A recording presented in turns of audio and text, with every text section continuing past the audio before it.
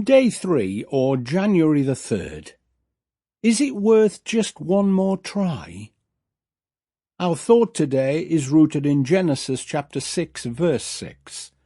The Lord regretted that he had made human beings on the earth, and his heart was deeply troubled.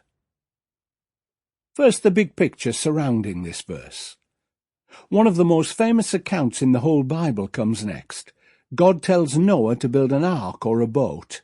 Of course, Noah had never seen an ark before, so this was a real step of faith, and remember, he couldn't Google it for more information. This was the strategy God used to save all the different life forms on earth, including mankind, before the water obliterated everything. The word used for ark is the same one used to describe the basket made for Moses when he was a baby, and in which he was left floating on the Nile and later rescued by an Egyptian princess, as recorded in Exodus chapter 2 and verses 3 and 5. The box which stores the 10 Commandments inside the tabernacle is also called an ark.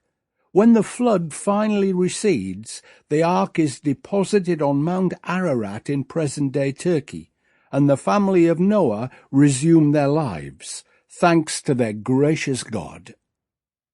And now our action step for today. Chapter 6 includes some of the most sobering words we have from God. He actually regretted making human beings.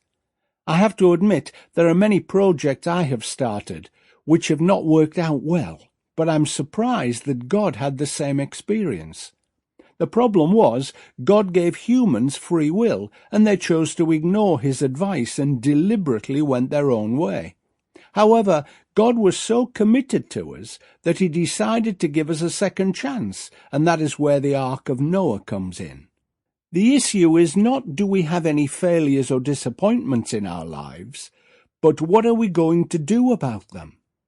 If something popped into your mind when you heard this, it could well be the Holy Spirit urging you, with his help, to resolve a specific issue in your life, right now. Don't give up. Give it another chance. After all, where would we all be if God had simply given up?